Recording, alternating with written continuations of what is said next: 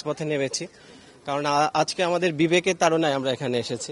কারণ আমাদের শিক্ষার্থীরা রাজপথে গুলিবিদ্ধ হয়ে মারা যাচ্ছে, তাদেরকে হয়রানি করা হচ্ছে, তাদেরকে মাঝরাতে তুলে নিয়ে আসা হচ্ছে।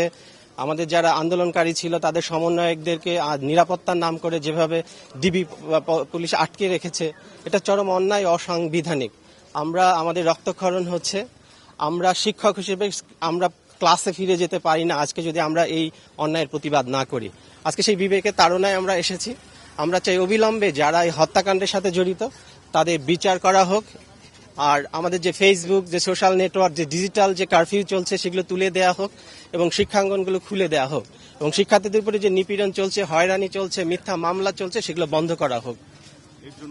এটাই আমাদের মূলত। আর পাশাপাশি যারা নিহত হয়েছে তাদের জন্য আমরা শোক জানাচ্ছি আর কি, গভীর আমরা সমবেদনা জানাচ্ছি। অত্যন্ত প্রহসনমূলক একটা কাজ হয়েছে যে ছাত্রদেরকে নির্বিচারে